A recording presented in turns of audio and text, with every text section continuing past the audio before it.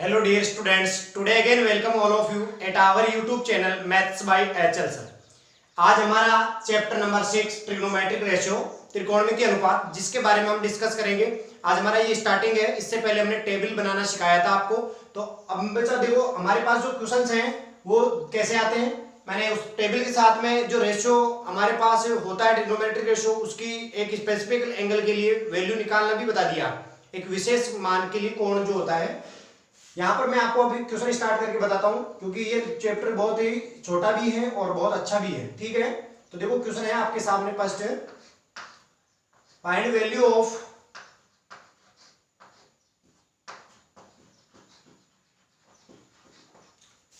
Three sign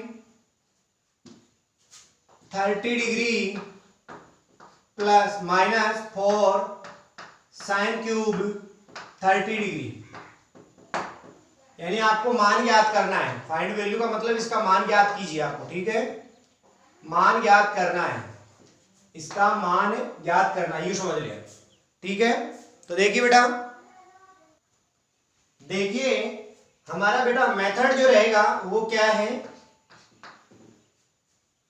सबसे पहले solution लिखेंगे, उसके बाद हम हमारे पास जो क्वेश्चन है उसको लिखेंगे। हियर यानी यहां हमारे पास जो दिया है गिवन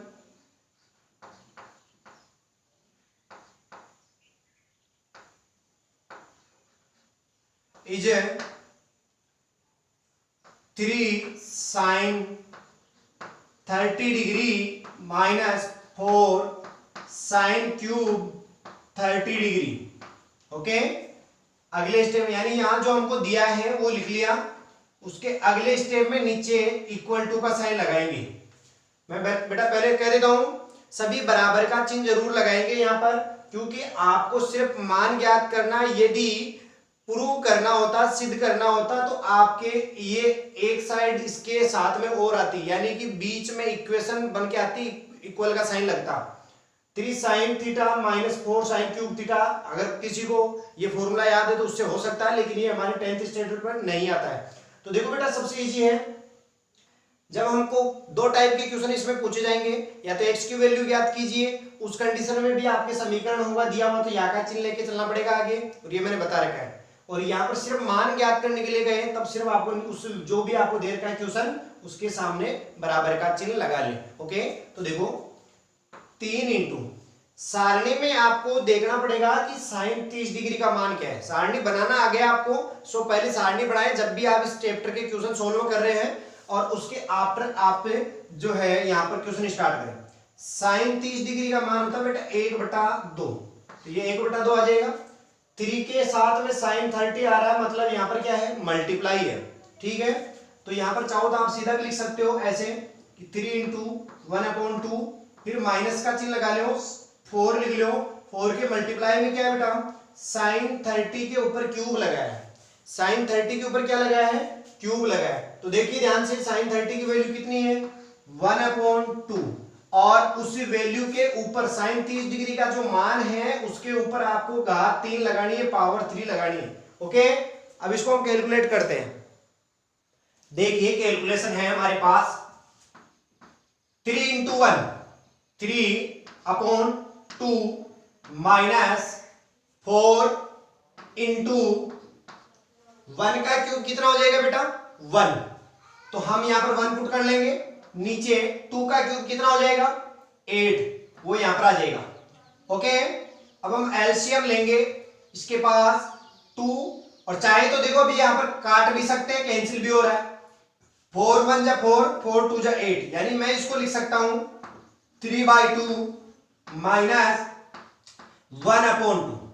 4 1 जा 4, 4 2 जा 8, 4 एकम 4, 4 दूने 8। ओके, सिंपल है। यहां पर 2 एलसीएम आ जाएगा, क्योंकि दोनों का हर 2 ही है तो इसलिए एलसीएम भी यही होगा। तो अब जब एलसीएम सेम होता है हमारे साथ, तो हम लोग ऊपर वाली संख्या को सीधा ही घटा लेते हैं। 3 में से 1 घटा देंगे, कितना बच जाएगा भाई, 2, और 2 के नीचे 2 का भाग लगा देंगे तो क्या आ जाएगा भाई, 1। अतः इसका मान कितना होगा, 1। ठीक है, तो हम लिखेंगे अतः 3 sine 30 degree minus 4 sine cube 30 degree का मान 1 होगा। ओके, तो सभी स्टूडेंट ये लिख के उत्तर लिख ले, इंग्लिश मीडियम के बच्चे। Answer value of 3 sin 30 degree minus 4 sin cube 30 degree is 1। ठीक है, आंसर आ गया है। तो मैं उम्मीद करता हूं ये आपके सबके समझ में आ गया होगा। ये हमारा क्वेश्चन एक बहुत ही अच्छा छोटा सा इजी सा क्वेश्चन था, लेकिन कैलकुलेशन सही करनी है, वैल्यू सही डालनी है, वो तभी संभव होगा जब आपके पास टेबल सही बनाना होगा। टेबल की मैक्सिमम प्रैक्टिस करें। टेबल की अगर आपके सही हो गई तो उसको पहले बनाएं आप, जहां कहीं भी कर रहे हो, उसके बाद में आप क्वेश्चन लें अपनी नोटबुक, जो हमारे पास जो भी रफ नोटबुक या बुक है उसमें आप जो क्वेश्चन सॉल्व कर रहे हो, उसके बाद में ही आप लोग वैल्यू सही पुट करके देखते जाएं। अब हम अगला क्वेश्चन बेटा आपके सामने है, सभी दोस्तों को ध्यान से देखना चाहिए। Find the value of tan square 60 degree plus 3 cos square 30 degree. बहुत इजी क्वेश्चन है, ध्यान से देखो। tan के ऊपर स्क्वायर लगा है 60 degree plus 3 cos square 30 degree. तो हम इसको जो है इसका मान कैसे निकालेंगे? सॉल्यूशन लिखिए आप, क्या आने वाला है। सबसे पहले देखिए हमारे पास यहाँ पर क्या है क्वेश्चन, ये tan square 60 degree plus 3 cos square 30 degree. Okay, इसके आफ्टर हम क्या करने वाले हैं, नीचे इक्वल का साइन लगाएंगे और बेटा हम लोग अभी यहां पर करने वाले हैं, इसकी वैल्यू पुट करेंगे। tan 60 डिग्री आपके सामने जो क्वेश्चन है वो tan 60 डिग्री है। tan 60 डिग्री का मान कैसे निकालेंगे? tan 60 डिग्री का मान निकालने के लिए टेबल चाहिए। अब वो टेबल आपके पास कहीं पर भी आपने बना रखी है तो तुरंत उसमें देखेंगे tan 60 डिग्री की वैल्यू मिलेगी आपको √3। ओके, अब √3 लिखने के बाद में आपको क्या लगाना है, ऊपर स्क्वायर। मैं आपको एक चीज बता देता हूं, यहां पर ये tan 60 डिग्री है जिसका आपको मान रखना है, लेकिन ये जो यहां पर लिखा होता है नंबर, जो घात में होता है, जो संख्या लिखी होती है वो घात होती है, और वो हमेशा बाद में लिखते हैं जब पहले tan 60 डिग्री का आपको मान पहले टेबल से देखना पड़ता है। अब अगर ऊपर 2 लगाया घात में तो 2 लगा दे, पावर में अगर 3 लिखा है तो 3 लिख दे, यानी स्क्वायर करना है, क्यूब करना, जो भी घात यहां पर आ रही है वो यहां पर लिखे, लेकिन वो बाद में लिखे, पहले इसका मान निकालें। ठीक है, अब चलते हैं हम प्लस 3 आगे है गुणा cos 30 डिग्री। मुझे पहले cos 30 डिग्री का मान लिखना पड़ेगा, उस मान के ऊपर क्या लगा देंगे, स्क्वायर। तो मान देखो लिखना बहुत इजी है। मान कैसे लिखेंगे, cos 30 का मान होता है बेटा √3/2, और जब आप इस मान को लिख लें तो इसके ऊपर क्या लगा देंगे, स्क्वायर, क्योंकि cos 30 डिग्री के ऊपर भी क्या लगा था, स्क्वायर। ध्यान से देखना, मैं एक चीज यहां पर मैं डिस्कस करना चाहूंगा कि यदि कोई बच्चा सोच रहा है कि साइन थीटा के ऊपर अगर स्क्वायर करना है, या साइन स्क्वायर का मतलब होता है कोई भी नंबर 2 बार गुणा में लिखना, इसका मतलब ये हो गया कि साइन थीटा के ऊपर स्क्वायर, तो वो ऐसे स्क्वायर लगाया जाएगा, या तो ब्रैकेट पूरे के लगा के स्क्वायर लगाया जाएगा, या फिर इसको लिखा जाता है साइन लिखने के बाद में यहां स्क्वायर लगाकर बाद में थीटा लिखते हैं। अगर इसका मतलब समझना है तो यहां से समझ लीजिए कि साइन थीटा को साइन थीटा से 2 बार गुणा कर रहे हैं। अगर यहां पर 3 लिखा है तो sine theta into sine theta into sine theta है, मतलब जो भी ये होता है साइन के साथ या कोस, जो भी होता है त्रिकोणमितीय अनुपात, ट्रिग्नोमेट्रिक रेशियो, उसके लिए जो पूरे के होल घात होती है उसको हमेशा यहां पर ही लगा दिया जाता है, ऐसा ट्रिग्नोमेट्री में करते हैं। लेकिन यदि कोई बच्चा सोच रहा है कि मैं इसको ऐसा लिख दूं कि साइन थीटा लिख करके ऊपर क्या लगा दूं, स्क्वायर, तो ये बेटा गलत हो जाएगा, ऐसा कभी नहीं लिख सकते, क्योंकि इसका अर्थ ये ले लिया जाता है कि आपके जो स्क्वायर है वो सिर्फ इस कोण थीटा के ऊपर स्क्वायर है, और थीटा के ऊपर स्क्वायर लेने से ये साइन थीटा 2 बार नहीं लिखा जा सकता। सिर्फ ये तो फिर ऐसा हो जाएगा कि साइन आपके पास है लेकिन थीटा जो कोण है वो 2 बार गुणा में लिखा गया है, साइन के साथ जो कोण आ रहा है वो अंदर ब्रैकेट के 2 बार गुणा होकर के बाद में पता चलेगा कि कोण कितना था। आ गया ना समझ में? तो ये चीज है, कभी साइन थीटा गुणा साइन थीटा को ऐसा नहीं लिखेंगे, उसको हमने ट्रिग्नोमेट्री में लिखना सीखा तो वो है कि साइन कोस जो भी है उसको लिखने के बाद में यहां पर उसके घात लगाते हैं, फिर यहां पर थीटा इसके साथ का एंगल दिखाते हैं। तो इसका अर्थ यही है कि साइन थीटा का मान साइन थीटा से 2 बार गुणा हो रहा है। तो इसको ऐसा लिखने के बजाय ऐसा भी लिख सकते हैं, लेकिन ऐसा लिखने के बजाय हमने ये सिस्टम भी चुन रखा है कि यहां पर भी आप घात लगा सकते हैं। तो इस बात से कभी भी कंफ्यूज नहीं हो कि मैं कोस के ऊपर स्क्वायर लगा है 30 डिग्री बाद में लिखूं।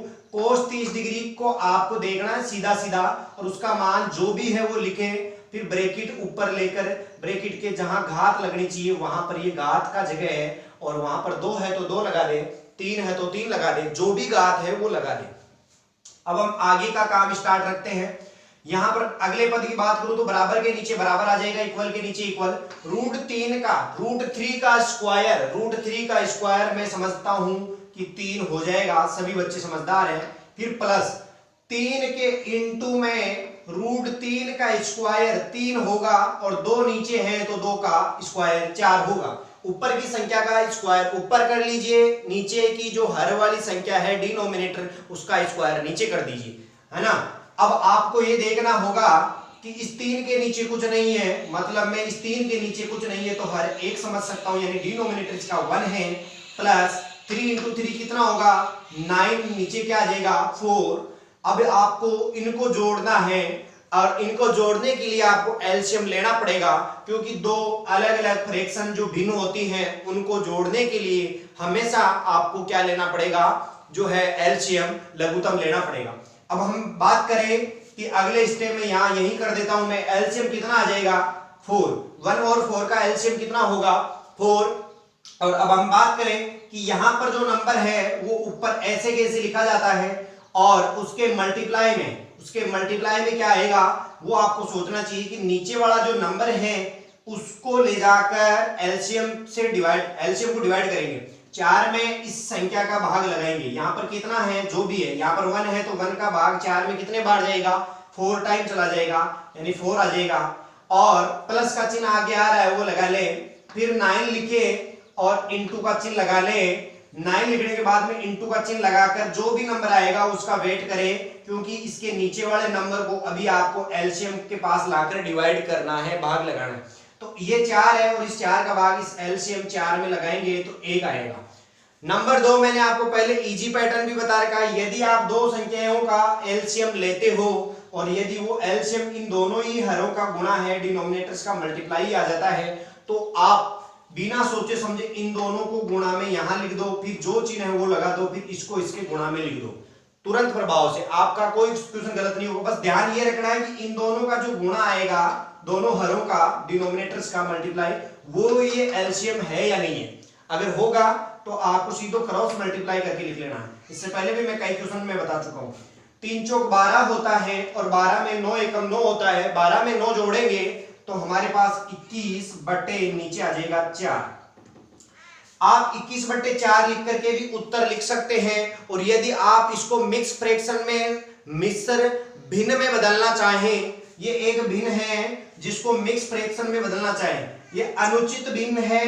मैं आपको फिर से बता देता हूं, इम्प्रॉपर फ्रैक्शन वो होती हैं जिसका ऊपर वाला पार्ट यानी ऊपर वाला जो नंबर न्यूमेरेटर होता है वो डिनोमिनेटर से हमेशा बड़ा होता है, उसको हम इम्प्रॉपर फ्रैक्शन कहते हैं। और हमेशा ये चीज का ध्यान रखें, इम्प्रॉपर फ्रैक्शन ही मिक्स फ्रैक्शन में चेंज होती है और मिक्स फ्रैक्शन हमेशा इम्प्रॉपर फ्रैक्शन में चेंज हो सकती है। या यूं समझ लें कि हमारे पास ये जब इम्प्रॉपर फ्रैक्शन है तो इसका मतलब है कि ऊपर वाला नंबर बड़ा है और नीचे वाला नंबर छोटा है, यानी अनुचित भिन्न वही होती है जिसका अंश हर से सदैव बड़ा हो, उसको अनुचित भिन्न कहते हैं। और इसका मतलब ये हुआ कि जब ऊपर वाला नंबर नीचे वाले नंबर से बड़ा होगा तो हम भाग लगा सकते हैं, यानी 21 में 4 का भाग लगा। सोचो अगर ऊपर 1 ही होता तो 1/4 होता तो 1 में कम भाग नहीं लगा पाते, इसलिए उसको कभी भी मिश्र भिन्न यानी मिक्स फ्रैक्शन में चेंज नहीं करते।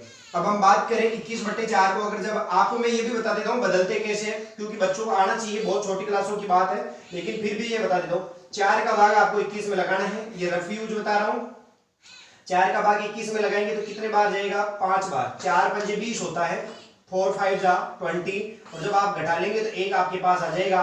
तो ये जो 1 आ रहा है यहाँ 0 जाए, ये 1 तो आपका शेष है, ये आपको मालूम है। तो जितने बार भाग गया है, जो कोसेंट आपका भागफल, वो आपको इसके बराबर में यहाँ ऐसे लिखना है, ठीक है। उसके बाद में आपको क्या करना है, अब आपको जो शेष फल आया है वो तो ऊपर लिखना है, शेष जो रिमाइंडर है वो 1 ऊपर लिखना है, और नीचे नीचे यहाँ पर कौन था भाई 4, तो वही यहाँ पर आएगा, जो जिसका भाग लगाते वही हमेशा यहाँ नीचे आ जाएगा। तो ये आपका आंसर हो जाएगा। तो मैं उम्मीद करता हूं ये आप सबको समझ में आ गया होगा। यहां पर सिर्फ सवाल ही नहीं समझाया मैंने, फ्रैक्शन के बारे में भी बता दिया कि कैसे बदल सकते हैं, ठीक है, और इसको वापस भी बदलना आना चाहिए। इसको हम इससे गुणा करते हैं, 4 5 जा 20, और उस 20 में ये ऊपर वाला नंबर ऐड कर लेंगे, इनका गुणा होकर के इसको इसमें जो गुणा आएगा उसमें ये ऊपर वाली संख्या जोड़ देनी है, वो यहाँ आ जाएगी, और नीचे हमेशा यही रहेगा। इधर भी यही था, इधर भी यही, ये चेंज नहीं होने वाला है, ठीक है। तो मैं उम्मीद करता हूँ ये क्वेश्चन समझ में आ गया होगा। अब नेक्स्ट क्वेश्चन फटाफट से स्टार्ट करते हैं, और अब हम कंटिन्यू अच्छे अच्छे क्वेश्चन करेंगे। देखिए ध्यान से, अगला क्वेश्चन हमारे पास है क्वेश्चन नंबर 3। बेटा सभी दोस्त देखिए ध्यान से, सारे स्टूडेंट्स, मेरे सभी साथी, find the value of, question हमारा जो है उसके ऊपर फोकस करें। मैं पहले इसी टाइप के क्वेश्चन करा रहा हूं जो फाइंड करने हैं, हम प्रूव वाले इसके बाद में कर लेंगे। देखो, find the value of cos 45 upon sec 30 degree plus cosec 30 degree. ये क्वेश्चन कैलकुलेशन की वजह से इंपॉर्टेंट और टफ लगता है, ये इंपॉर्टेंट बन जाता है और टफ भी, क्योंकि इसमें कैलकुलेशन चेक कर रहा है आपसे एग्जामिनर। जो क्वेश्चन देने वाला है, इस क्वेश्चन से आपका जो है मैथ्स का कैलकुलेशन चेक करना चाहता है कि आपको कैलकुलेशन कितना आता है।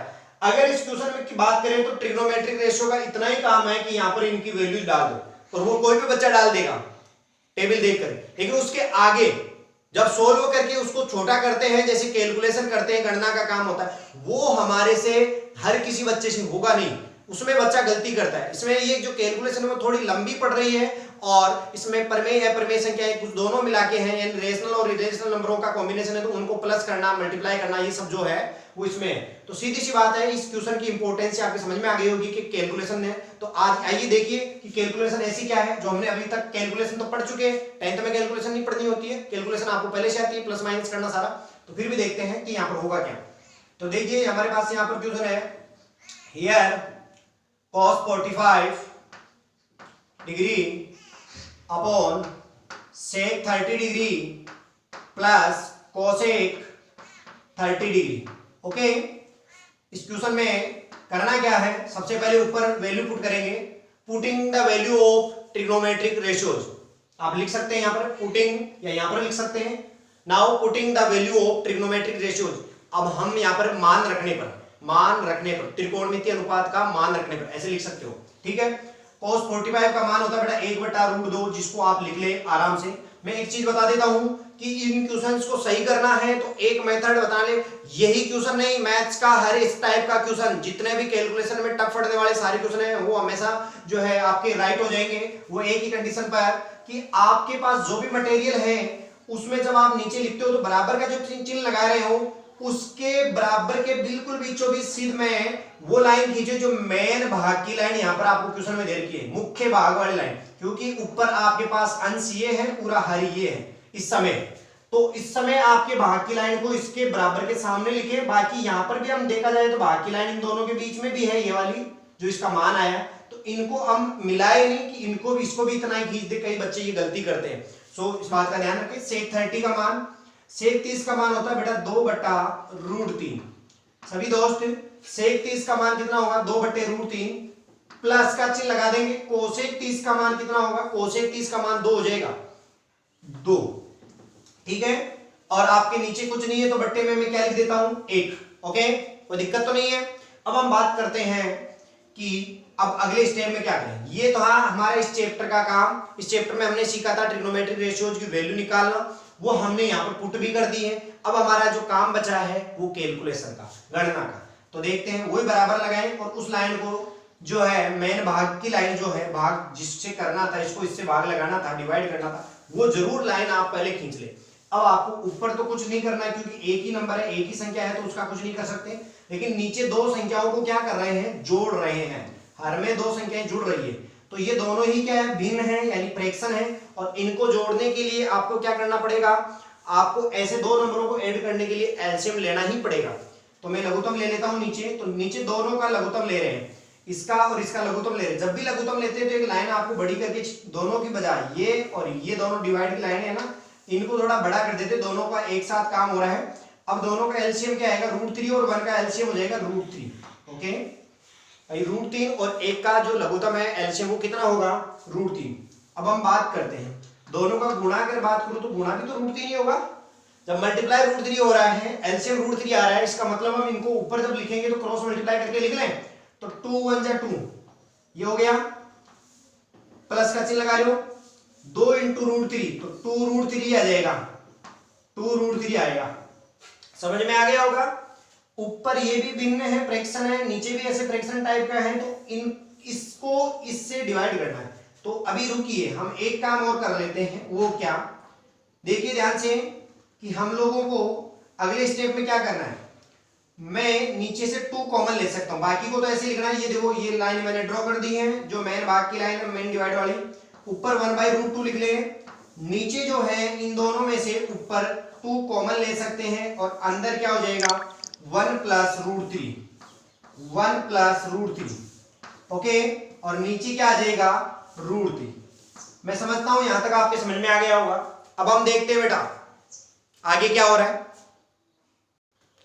आपके पास डिवाइड है, डिवाइड को आप अब हटाने जा रहे हैं। मेन जो डिवाइड है वो ये है, तो मैं देखो अब जो बदलने जा रहा हूं सभी विद्यार्थी ध्यान पूर्वक सुने कि 1/√2 जो ऊपर वाला नंबर है वो ऐसे कैसे लिख लेंगे। अब देखो मैंने क्या किया है, अब तक जब मैं बराबर लगा रहा था तो मेन डिवाइड का जो भाग की लाइन थी उसको सबसे पहले मैं मुख्य मानते हुए खींच रहा था यहां तक, लेकिन अभी मैंने क्या किया है बराबर के बाद में उस लाइन को नहीं खींचा, क्योंकि जो भाग की जो चीज है भाग वाली जो लाइन है मेन डिवाइड की उसको मैं हटाकर वहां मल्टीप्लाई कर रहा हूं। ये आपको मालूम होगा जब कोई नंबर ऊपर है फ्रैक्शन नीचे कोई फ्रैक्शन है तो डिवाइड की जगह हम मल्टीप्लाई लगाते हैं तो ऊपर वाला फ्रैक्शन तो ऐसे कैसे आ जाएगा, लेकिन नीचे वाला फ्रैक्शन उल्टा हो जाएगा। उल्टा करना है, बस समझ जाइए उल्टा करना है। तो मैं यहाँ डिवाइड देखो 1/√2 को इस नंबर से डिवाइड करना है। जब इससे डिवाइड करेंगे 1/√2 को, इसका मतलब हो गया कि पहले ही आपको 1/√2 लिखना है और वो लिखना क्या है ऐसे ऊपर नहीं लिखना है, इसी इक्वल के साइड में। अब ये जो जगह है ना इसकी जगह वो ये वाली लाइन आएगी। अब यहाँ पर मल्टीप्लाई लगाओ डिवाइड की जगह, यहाँ ये उल्टा हो जाएगा तो ये होगा बेटा √3 ऊपर आएगा, नीचे 2 × देखो सभी विद्यार्थी ध्यान से 1 + √3 है, चाहे तो आप इसको √3 + 1 भी लिख सकते, इससे कोई फर्क नहीं पड़ सकता, क्योंकि ये 1 भी प्लस का √3 भी प्लस का, जब दोनों नंबर प्लस के हैं तो मैं जब दूसरा तरीका लिख रहा हूं √3 को पहले और 1 को बाद, वो भी वहां पर भी दोनों ही प्लस के रहेंगे। ये लो √3 + 1 तो दोनों प्लस के ही हैं, तो चिन्ह जब तक नहीं बदलोगे तब तक कोई फर्क नहीं पड़ेगा आगे पीछे से। अब आपको जो है इसको सोल्व करना है। ये आपने लिख लिया कि √3 ऊपर आ गया और ये नीचे हो गया, यानी ये फ्रैक्शन जो थी ये भिन्न उल्टी हो गई, जो भाग जहां भाग था वहां पर क्या हो गया गुणा, यानी इसको इस संख्या से अब गुणा करना है। ठीक है, अब हम बात करते हैं कि कोई भी संख्या जब नीचे आपके रूट की संख्या आ जाती है, इरेशनल नंबर आ जाता है नीचे हर में डिनोमिनेटर में, तो उसका हमको प्रमेयकरण रेशनलाइजेशन करना पड़ता है। ये रेशनलाइजेशन आपको करना ही पड़ेगा, जिसे प्रमेयकरण बोलते हैं। सभी विद्यार्थी में समझाता हूं प्रमेयकरण कैसे करते हैं। प्रमेयकरण का मतलब होता है कि आपके पास जो क्वेश्चन है उसके हर में जो भी रूट्स की संख्या आ रही है उस रूट को हटाना है। अब रूट को कैसे हटाना, यहाँ पे एक तो √2 आ रहा है, √2 को कैसे हटाएंगे भाई, √2 को जब अकेली कोई संख्या नीचे हर में आ रही है रूट में, उसका रूट तभी हटेगा जब उसी से आप उसे भिन्न को ऊपर और नीचे गुणा करेंगे। यानी ये √2 तभी हटेगा जब इसके साथ में √2 चाहिए, तो यहाँ पर √2 नीचे कब आएगा गुणा में, जब हम कोई नई संख्या √2 से ऊपर और नीचे गुणा करें। अब ऊपर और नीचे करना पड़ता है, ऐसे नहीं है कि ऊपर की बजाय नीचे नीचे कर ले, मन से √2 ले आए, नहीं, ऊपर नीचे इसलिए करते ताकि उसका अनुपात हो ही रहे, √2 ऊपर यानी √2 से गुणा करना, √2 से भाग लेना। इससे हमारा जो संख्यात्मक मान है न्यूमेरिकल वैल्यू क्वेश्चन की वो चेंज नहीं होने वाली है। ठीक है, अब हम बात करते हैं आगे। क्वेश्चन बड़ा नहीं था, क्वेश्चन छोटा था, लेकिन समझाने के चक्कर में ये थोड़ा सा जो है टाइम ले रहे हैं हम। अब देखो यहाँ पर बराबर की जगह बराबर आ गया, आपको रेशनलाइज करना है, प्रमेयकरण कैसे करते हैं वो मैं समझाता हूँ, यहाँ पर वो कर देता हूँ। देखिएगा पहले तो ये देखो √3 को 1 से गुणा कर लो, गुणा करने पर √3 तो क्या रहेगा √3 ही रहने वाला है। ठीक है, नीचे √2 के गुणा में क्या है 2 है तो वो लिख लो, और गुणा में क्या है √3 + 1 है तो वो भी लिख लो। अब इसको हमने किससे गुणा करना है, हमारे को एक तो √2 से ऊपर नीचे गुणा करना है। ध्यान से देखना, जो रूट नीचे हैं उनको उठाना है, ऊपर वाले रूट्स को नहीं हटाते हैं, ठीक है। तो रूट 2 था ये, तो इसलिए रूट 2 से ऊपर नीचे गुणा करना है। अगर रूट 5 होगा तो किससे गुणा करेंगे, रूट 5 से ऊपर नीचे मल्टीप्लाई करेंगे। अब ये आता है कि ये जो है ना रूट 3 है तो इसको रूट 3 से भी करेगा, नहीं ऐसा नहीं, क्योंकि जब तक जो नंबर आपके रूट का है उसके जोड़ में बाकी में कोई और नहीं हो तब तो उसी से करते हैं, लेकिन जोड़ बाकी में कोई और है प्लस माइनस में, तब फिर मामला कुछ और होता है। वो क्या, रूट 3 प्लस 1 है हमारे पास, तो रूट 3 प्लस 1, रूट 3 में प्लस 1 करना, तो जहां प्लस लगा वहां माइनस लगाकर ऊपर नीचे ब्रैकेट से मल्टीप्लाई करना है, यानी रूट 3 माइनस 1 ऊपर आएगा और रूट 3 माइनस 1 ही नीचे आएगा। अगर मैं कहूं आपको कि यहां माइनस आ जाता तो सवाल में, तो हम प्लस लगाकर मल्टीप्लाई करते हैं ऊपर नीचे, जो चिन्ह इसका उल्टा चिन्ह लगाना है, ठीक है, अपोजिट, ठीक है। अब हम बात करते हैं कि इनको अब मल्टीप्लाई करने पर क्या बन जाएगा ये, ठीक है। इनका सारों का गुणा क्या होगा, तो ऊपर वाली संख्या ऊपर गुणा हो जाएगी, नीचे की नीचे हो जाएगी, क्योंकि जोड़ बाकी के लिए एलसीएम लेना पड़ता है ना कि गुणा के लिए, ठीक है। मल्टीप्लाई के लिए कभी एलसीएम नहीं लेना पड़ता है। तो रूट 3 इंटू रूट 2, रूट की संख्याएं दोनों हैं इसलिए सीधा रूट एक बार लगाकर दोनों को मल्टीप्लाई कर लो। हो सकता है ऐसा कि रूट 3 इंटू रूट 2 का मतलब हो जाएगा 3 इंटू 2 6 हो गया और रूट 6 के ऊपर लग जाएगा। तो मैं यहाँ पर ये बताता हूँ कि रूट 6 तो ये आ गया, फिर भी इन दोनों के गुणा में तीसरी संख्या और है तो वो गुणा में लिखो, क्योंकि हमने उससे गुणा अभी किया नहीं, तो वो गुणा में क्या देगा, रूट 3 माइनस 1।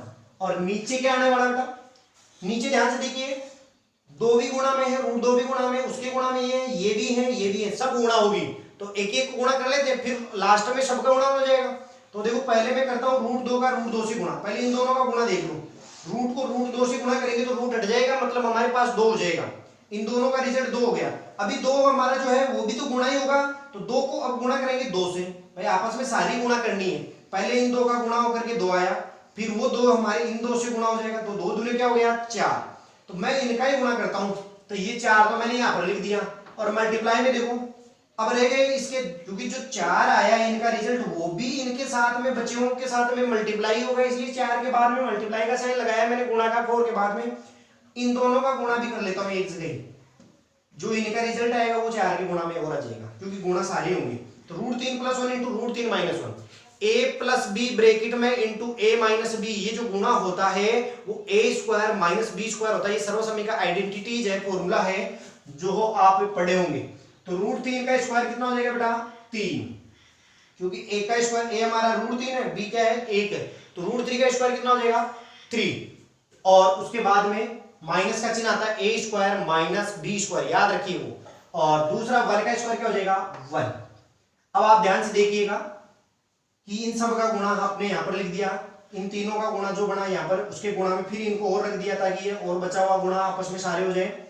ऊपर है रूट 6 इंटू में रूट 3 माइनस 1, ऊपर वालों को मल्टीप्लाई करने की जरूरत नहीं है, आप चाहे तो ऐसे भी छोड़ सकते हैं, क्योंकि इससे ज्यादा अपन अगर करना चाहे तो वो भी ठीक है, लेकिन यहाँ पर भी छोड़ सकते, लेकिन नीचे वालों का रूट सबका हट चुका है। हमारा टारगेट क्या था, रेशनलाइज करना, प्रमेयकरण करना, जिससे नीचे हर में जो भी संख्या रूट की आ जाती है उस रूट को हटाना है, क्या कहलाता है प्रमेयकरण, उस रूट को हटाना है प्रमेयकरण कहलाता है। तो देखिए 4 इंटू 3 से 1, 3 से 1 अगर आप हटा लोगे तो 3 में से 1 जाने पर कितना बचने वाला है हमारे पास 2, 3 है उसमें से 1 चला जाएगा तो कितना बच जाएगा 2, तो 4 का गुणा किससे हो रहा है 2 से, ये 2 है तो 4 दूनी कितना हो जाएगा 8। ये हमारा फाइनल आंसर आ चुका है, जो आपको इसका मान पूछा था उसका जो उत्तर है ज्यादा से ज्यादा सोल्व करके हम यहाँ तक पहुंचा सकते हैं। तो ये हमारा उत्तर हो गया है। तो सभी विद्यार्थी मैं उम्मीद करता हूं कि इस टाइप के कैलकुलेशन टाइप वाले क्वेश्चंस में आप अटके नहीं और ना ही इनको डिफिकल्ट समझे, बहुत ईमानदारी से और पूरे पॉजिटिव होकर के इनको आप अच्छे से प्रैक्टिस करें तो क्वेश्चन समझ में आएंगे, और इनसे आपका प्रॉफिट ये होगा कि आपका जो कैलकुलेशन लेवल है अच्छा होगा, मैथ्स आपकी सुधर जाएगी, ऐसे क्वेश्चंस आना जरूरी भी है। ओके, मैं उम्मीद करता हूं सभी स्टूडेंट्स को समझ में आ गया होगा। Thank you. अगले पार्ट में हम लोग जो है इसके आगे के क्वेश्चन प्रूव करने वाले और इस चैप्टर से रिलेटेड अच्छे क्वेश्चन करेंगे।